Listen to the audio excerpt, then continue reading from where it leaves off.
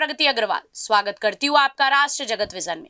Supreme court की guideline का उल्लंघन करने का एक बड़ा मामला बिलासपुर से सामने आया है। तालाब को पाट कर उसे भूमि उपयोग में बदलकर यहां पर रामा बिल्डकॉन के राजेश अग्रवाल उर्फ बुतरू और उनके परिवार ने रामा मैग्नेटो मॉल बना दिया है। तालापारा की जिस जमीन पर कभी तालाब हुआ करता था वहां मैग्नेटो मॉल नजर आ रहा है। तालाब को किस अधिकार से पाटा गया है, भूमि उपयोग में कैसे बदला गया है, देखिए राष्ट्र जगत विजन की खास रिपोर्ट में। आइए आपको दिखाते हैं मैग्नेटो मॉल के खिलाफ आखिर क्या है याचिका में। 3.5 लाख स्क्वायर फीट में बने छत्तीसगढ़ के सबसे बड़े मॉल में से एक बिलासपुर के मैग्नेटो मॉल के खिलाफ बिलासपुर के रहवासी ने याचिका दायर की है। इसमें कहा है कि बिलासपुर का मैग्नेटो मॉल तालाब की जमीन पर बना दिया गया है, जिसकी वजह से इलाके का वाटर लेवल नीचे गिर गया है। याचिकाकर्ता बिलासपुर निवासी ने अपने वकील अर्जित तिवारी के माध्यम से दायर याचिका में सुप्रीम कोर्ट के आदेश का जिक्र किया है। उन्होंने कहा कि सुप्रीम कोर्ट ने किसी भी जल स्रोत पर निर्माण या उसके स्वरूप से छेड़छाड़ पर पूरी तरह से रोक लगाई हुई है। ऐसे में मॉल के निर्माण के दौरान जिला प्रशासन की ओर से अनदेखी का आरोप अपनी याचिका में याचिकाकर्ता ने लगाया है। श्रीकांत वर्मा मार्ग बिलासपुर पर स्थित रामा मैग्नेटो मॉल का निर्माण शासकीय भूमि और तालाबों पर कब्जा करने तथा संबंधित अधिकारी कर्मचारियों के साथ आपराधिक षड्यंत्र करते हुए सूरित राम पिता माखन लाल द्वारा दीवानी मुकदमा नंबर 49/91 तथा निर्णय दिनांक 20/4/1992 को पारित आदेश में राजस्व विभाग का कूट रचित खसरा 5 साला प्रस्तुत कर भिन्न भिन्न लोगों को टुकड़ों में विक्रय करने की जांच कर तालाब की सुरक्षा करने बाबत शिकायत की थी। शिकायत में जो तथ्य बताए गए हैं उनमें सबसे पहले ये कि प्रश्नाधीन भूमि मौजा जूना बिलासपुर पटवारी हल्का नंबर 22/34 तहसील और जिला बिलासपुर में स्थित खसरा नंबर 734 रकबा 1.94 एकड़ भूमि शासन तालाब है। सन 1928-29 के बंदोबस्त खसरा में उक्त तालाब का भूमि स्वामी नाम भागीरथी लंबरदार दर्ज है और कब्जेदार के कॉलम में भंगू मरहठा दर्ज है। उक्त तालाब B1 किश्तबंदी खतौनी मौजा जूना बिलासपुर सन 1954-55 के पहले ही शासन का हो गया था और भागीरथी लंबरदार या उसके रिश्तेदारों का या उनके किसी भी वारिसानों के द्वारा कोई भी आपत्ति नहीं की गई। इस प्रकार वो तालाब राज्य शासन के कब्जे आधिपत्य और स्वामित्व में चला आ रहा है। उक्त शासकीय तालाब मौजा जूना बिलासपुर जिला बिलासपुर में खसरा नंबर 734 रकबा 1.94 एकड़ खसरा 5 साला वर्ष 1984-85 से वर्ष 1988-89 तक और खसरा 5 साला वर्ष 1989-90 से वर्ष 1993-94 के बीच नजूल मध्य प्रदेश शासन दर्ज चला आया है। उक्त तालाब को हड़पने के लिए सतनामी वल्द माखन सतनामी ने अपने पिता माखन सतनामी वल्द सनारू सतनामी और मध्य प्रदेश शासन को औपचारिक पक्षकार बनाते हुए एक व्यवहार बाद न्यायालय व्यवहार न्यायाधीश वर्ग 2 बिलासपुर के न्यायालय में स्वत्व की घोषणा स्थायी निषेधाज्ञा का वाद संस्थित किया, जिसका दीवानी मुकदमा नंबर 49/31 है। इसका निर्णय 20/4/1952 को पारित किया गया। सूरितराम सतनामी ने वास्तविक तथ्यों को छुपाते हुए अपने वाद पत्र में उल्लेख किया है कि प्रश्नाधीन वाद भूमि प्राणना से निजी भूमि है जो सीलिंग नियमों के अंतर्गत नहीं आती है, ना ही उनके बाबत कोई सीलिंग प्रकरण चला है और ना ही लंबित है। इसलिए धारा 9 सीलिंग और एग्रीकल्चर और ओविंग एक्ट 1961 के प्रावधान लागू नहीं होते।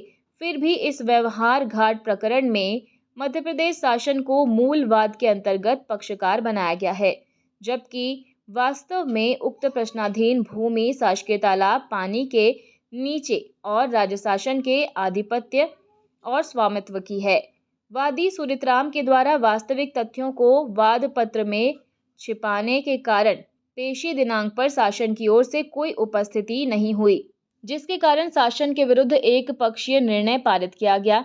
जिस पर वादी सूरतराम सतनामी ने तालाब के नामांतरण हेतु तहसीलदार के समक्ष आवेदन देने और निरस्त होने से सूरतराम ने न्यायालय अनुविभागीय अधिकारी बिलासपुर के समक्ष अपील की।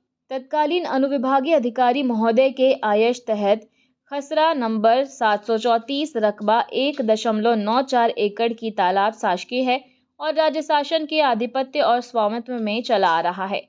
उक्त तालाब को अन्य मद में निर्माण के लिए परिवर्तित किया जाना भू राजस्व नियमों प्रावधान के विपरीत है, जिससे राजरद न्यायालय नजुल अधिकारी बिलासपुर के इस प्रकार फर्जी अतिक्रमणकारी माखन सतनामी और अन्य व्यक्ति के पास बिक्री करने का कोई हक और अधिकार कभी भी नहीं रहा है।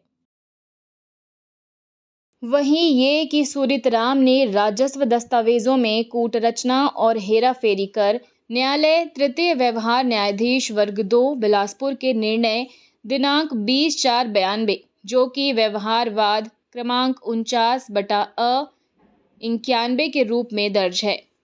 पारित निर्णय में दस्तावेज न प्रस्तुत बंदोबस्त खसरा मौजा जूना बिलासपुर सन 1928-29 में खसरा नंबर 727 से 730 तक जो कि राजस्व रिकॉर्ड में दर्ज है, उसमें काट-छाँट करते हुए खसरा नंबर 730 को काट-छाँट कर 730/2 रकबा 3.50 एकड़ की कूट रचना की गई और खसरा नंबर 730 को काट-छाँट कर 734 बनाकर आपराधिक अपरूपण किया गया और तथ्यों को छुपाते हुए 1933 में भंगू मरहट्टा से क्रय करने वाले दस्तावेज में मालगुजार किसी फर्जी गणपत राम का उल्लेख कूट रचित दस्तावेज में प्रस्तुत किया, जबकि ग्राम जूना बिलासपुर के मालगुजार भागीरथी बाई शेष मालगुजार का नाम बंदोबस्त दस्तावेज में आज भी दाखिल है।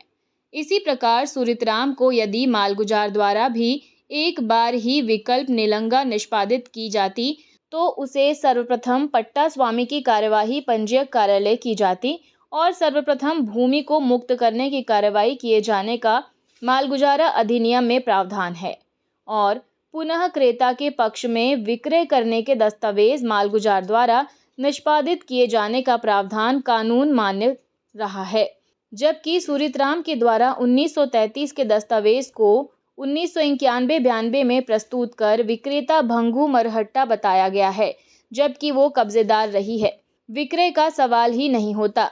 उसके साथ ही सूरतराम के परदादा के द्वारा भूमि क्रय किया जाना इसलिए भी कूट रचित है क्योंकि परदादा ने जीवन काल में कभी कोई शिकायत अथवा वाद इस तालाब को हथियाने के लिए प्रस्तुत किया ही नहीं और स्वयं सूरतराम के परिवार में उनके 5 भाई रहे।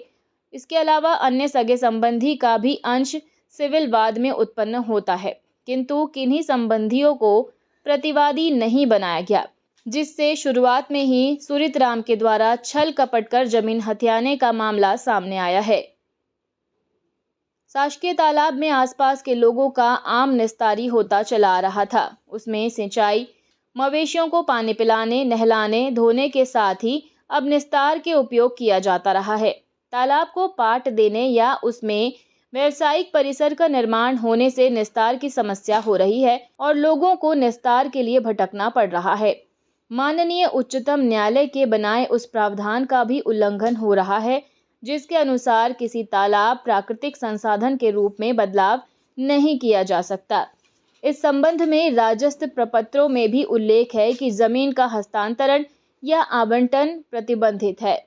शिकायतकर्ता के द्वारा सूचना के अधिकार के तहत बिलासपुर स्थित रामा मैग्नेटो मॉल के विकास अनुज्ञा के दस्तावेज प्राप्त किए गए, जिसके बाद उपरोक्त दस्तावेजों का सूक्ष्म रूप से अवलोकन और तकनीकी अवलोकन किया गया, जिसमें छत्तीसगढ़ भूमि विकास नियमों का उल्लंघन, शासकीय भूमि पर अवैध कब्जा, शासकीय तालाबों पर अवैध रूप से और राजस्व रिकॉर्ड के अनुसार पंचनामा सीमांकन स्थल निरीक्षण के अनुसार लगभग 6.38 एकड़ जमीन का अवैध निर्माण किया गया है। शिकायतकर्ता के द्वारा नगर निगम बिलासपुर समेत विभिन्न पदाधिकारियों के समक्ष समय समय पर विभिन्न शिकायतें की गई, लेकिन कार्रवाई किए जाने की कोई जानकारी शिकायतकर्ता को नहीं मिली, जिससे स्पष्ट है कि आरोपी गण के प्रभाव में आकर कोई कार्रवाई नहीं हुई। अब अगली कड़ी में देखिएगा कि कैसे कार्यालय संयुक्त संचालक नगर निवेश और ग्राम निवेश बिलासपुर द्वारा रामकृष्ण डेवलपमेंट और अन्य साझेदारों को मल्टीप्लेक्स प्रोजेक्ट के विकास करने अनुज्ञा जारी की गई और अनुज्ञा प्राप्त करने के बाद डेवलपर्स और अन्य पार्टनरों के द्वारा जमा दस्तावेजों के 22 बिंदुओं में क्या है, अगले एपिसोड में आपको जरूर दिखाएंगे। अगली कड़ी से जुड़े रहने के लिए देखते रहिए राष्ट्र जगत विजन न्यूज़। फिलहाल के लिए इतना ही। हमारे चैनल को लाइक करें, सब्सक्राइब करें, शेयर करें। नोटिफिकेशन के लिए बेल आइकन दबाना ना भूलें। नमस्कार।